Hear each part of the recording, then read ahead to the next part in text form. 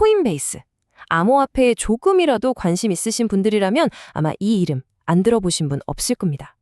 하지만 이 거대한 기업에 투자하는 건요, 단순히 비트코인의 미래에 베팅하는 것과는 완전히 다른 이야기입니다. 오늘 투자자의 눈으로 코인베이스의 속살을 제대로 한번 파헤쳐 보겠습니다. 코인베이스가 내세우는 핵심, 그 정체성은 바로 이 안전한 관문이라는 이미지에 다 담겨 있습니다. 수많은 거래소들이 생겼다 사라지는 정말 혼돈의 시장이잖아요. 그 속에서 코인베이스는 신뢰 그리고 규제 준수, 이 두 가지 키워드를 아주 영리하게 선점한 거죠. 이게 바로 다른 경쟁자들이 절대로 쉽게 따라올 수 없는 코인베이스만의 아주 강력한 무기라고 할 수 있습니다. 네, 그래서 오늘은요, 먼저 코인베이스가 어떤 회사인지 알아보고 수익은 어떻게 내는지, 그리고 투자 관점에서 봤을 때 어떤 점이 매력적이고 또 어떤 리스크가 있는지 차근차근 짚어볼 겁니다. 그리고 마지막엔 이 모든 걸 종합해서 투자자로서 우리가 어떤 딜레마에 빠지게 되는지 한번 정리해 보겠습니다. 자, 그럼 첫 번째로 코인베이스가 왜 그냥 거래소가 아니라 암호화폐의 거인이라고 불리는지부터 시작해 보죠. 이 회사는요, 단순히 거래량이 많아서 거인이 아니에요. 뭐랄까, 미국 암호화폐 시장으로 들어가려면 반드시 통과해야 하는 일종의 규제받는 톨게이트 같은 존재라고 보시면 됩니다. 바로 이 독점적인 위치가 코인베이스의 힘, 그 근원인 거죠. 코인베이스가 걸어온 길을 보면요, 암호화폐가 어떻게 변방에서 주류 시장으로 들어왔는지가 그대로 보입니다. 2012년에 암호화폐 거래 좀 쉽게 만들어보자, 이런 단순한 생각으로 시작했고요. 그 다음엔 규제 준수라는 카드로 신뢰를 차곡차곡 쌓아 올렸죠. 그러다 2020년 팬데믹 때 새로운 투자자들이 몰려들면서 그야말로 폭발적으로 성장했고요. 그리고 마침내 2021년 나스닥에 직상장하는 데 성공합니다. 근데 이건 그냥 상장했다 정도의 의미가 아니에요. 암호화폐 산업이 제도권 금융에 공식적으로 첫 발을 내디딘 아주 상징적인 사건이었습니다. 좋습니다. 그럼 이 거대한 기업 코인베이스는 도대체 어떻게 돈을 버는 걸까요? 이 회사의 수익 구조를 한번 딱 열어보면요.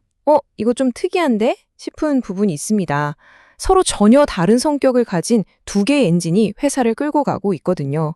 바로 변동성과 안정성.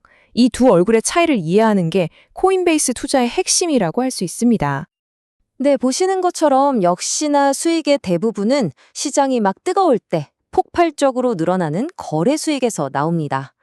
이건 당연하겠죠. 하지만 투자자로서 우리가 진짜 정말로 주목해야 할 부분은 바로 그 옆에 있는, 아직은 작지만 꾸준히 커지고 있는 저 구독 및 서비스 수익 부분입니다. 왜냐하면 이게 바로 코인베이스의 미래를 결정할 수도 있는 아주 중요한 열쇠거든요. 이 두 가지 수익원은요, 성격이 그냥 정반대라고 보시면 돼요. 거래 수익은 그야말로 롤러코스터죠. 시장이 불타오를 땐 어마어마한 돈을 벌어들이지만 크립토 윈터라고 불리는 하락장이 오면 그냥 곤두박질 칩니다. 예측이 안 돼요. 반면에 구독 및 서비스 수익은 훨씬 안정적이에요. 예를 들어 블랙록 같은 거대 기관들의 암호화폐 자산을 안전하게 보관해주거나 고객들이 가진 코인을 대신 맡아서 이자를 벌어주는 스테이킹 서비스 같은 것들이죠. 이런 것들은 시장이 좋든 나쁘든 상관없이 꾸준하게 현금을 만들어냅니다. 자, 그럼 이런 수익 구조를 가진 코인베이스에 대해서 투자자들은 왜 그렇게 긍정적인 전망을 내놓는 걸까요? 지금부터는 코인베이스에 투자해야 한다고 주장하는 쪽, 즉 강세론의 핵심 근거들을 하나씩 짚어보겠습니다. 코인베이스 강세론의 가장 핵심, 그 심장에는 바로 규제라는 단어가 박혀 있습니다. 수많은 경쟁사들이 이 규제의 벽을 넘지 못하고 쓰러져 갈 때 코인베이스는 오히려 이걸 기회로 삼았죠. 미국에서 가장 안전하고 규제를 제일 잘 지키는 거래소. 이 타이틀은요, 돈이나 기술만으로는 절대로 쉽게 따라할 수 없는 아주 강력한 경제적 해자, 워런 버핏이 말하는 그 모트가 된 겁니다. 그리고 여기에 아까 말씀드렸던 그 안정적인 수익원이 힘을 더합니다. 블랙록 같은 기관 투자자들을 대상으로 하는 서비스가 계속 커지면서 아무리 혹독한 크립토 윈터가 와도 버텨낼 수 있는 맷집이 점점 강해지고 있는 거죠. 무엇보다도 일반 대중에게 코인베이스는 이미 암호화폐 세계의 블루칩 같은 존재가 됐어요. 시장에 새로운 돈이 들어올 때 그 돈을 가장 먼저 그리고 가장 많이 빨아들이는 일종의 관문 역할을 하고 있다는 겁니다. 미래 성장 동력 이야기도 빼놓을 수 없겠죠. 코인베이스가 직접 만든 베이스라는 네트워크가 바로 그 주인공인데요. 만약 이 베이스가 개발자들한테 와, 여기서 뭔가 만들어 보고 싶다 하는 매력적인 놀이터가 되어서 수많은 앱들이 생겨난다고 상상해 보세요. 그러면 코인베이스는 더 이상 단순한 거래소가 아니라 마치 애플의 앱스토어처럼 거대한 생태계를 지배하는 주인이 될 수도 있습니다.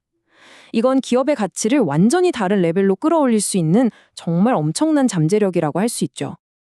자, 물론 이렇게 장밋빛 전망만 있는 건 절대 아니겠죠. 이제 시각을 바꿔서 코인베이스가 마주하고 있는 아주 중대한 위협과 도전들, 즉 약세론에 대해서도 냉정하게 살펴보겠습니다. 코인베이스가 가진 리스크들 중에서 딱 하나 가장 크고 치명적인 걸 꼽으라면 저는 망설임 없이 이걸 꼽겠습니다. 바로 미국 증권거래위원회 SEC와의 소송입니다. 이 소송의 결과에 따라서 회사의 운명이 갈릴 수도 있어요. 그 정도로 심각한 문제입니다. 좀 더 구체적으로 말씀드리면 SEC는 지금 코인베이스에서 거래되는 수많은 암호화폐들이 사실은 신고하지 않은 미등록 증권이다. 이렇게 주장하고 있는 겁니다. 만약에, 정말 만약에 법원이 SEC의 손을 들어준다면 어떻게 될까요? 코인베이스는 이 코인들을 전부 상장 폐지해야 할 수도 있습니다. 이건 거래 수익의 뿌리 자체를 흔드는 그야말로 회사의 치명타가 될 수 있는 시나리오입니다. 물론 SEC 소송 말고도 넘어야 할 산은 많습니다. 수익은 여전히 예측 불가능한 시장의 변덕에 너무 크게 좌우되고요. 로빈후드처럼 수수료 공짜를 외치는 경쟁자들의 압박은 점점 더 거세지고 있죠. 여기에 언제 터질지 모르는 해킹 위협도 항상 존재하고요.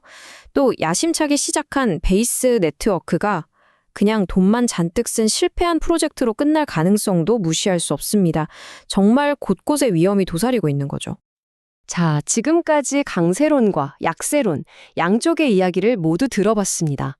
이걸 종합해보면 결국 코인베이스에 투자한다는 건 규제된 암호화폐의 미래라는 거대한 방향성에 돈을 거는 행위다. 이렇게 정리할 수 있겠습니다. 바로 이 지점에서 투자자의 핵심 딜레마가 시작되는 겁니다.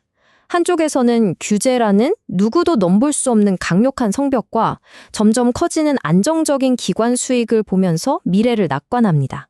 반대쪽에서는 SEC 소송이라는 날카로운 칼날과 수수료를 깎아먹는 치열한 경쟁이 결국 회사를 무너뜨릴 거라고 경고하죠. 정말 팽팽한 대립인데 양쪽 이야기 모두 들어보면 상당한 설득력이 있습니다. 그래서 결국 가장 중요한 질문은 바로 이것일 겁니다. 코인베이스는 암호화폐가 제도권 금융으로 안전하게 들어오는 미래를 이끌어갈 주인공일까요? 아니면 언젠가는 꺼져버릴 투기적 거품의 상징으로 역사에 남게 될까요? 이 질문에 대한 여러분 자신의 답이 곧 여러분의 투자 결정을 이끌게 될 겁니다.